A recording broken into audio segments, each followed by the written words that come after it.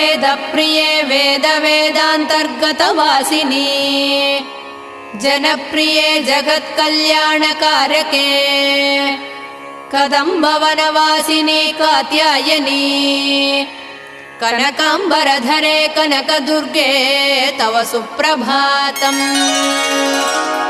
कल्पवृक्षे महाकल्पादिकालनिर्णये मातः मधुसूदनादि महादेव विनुते मन्दाकिनी सलिलसेवितपदे मन्दस्मिते कनकाम्बरधरे कनकदुर्गे तव सुप्रभातम्।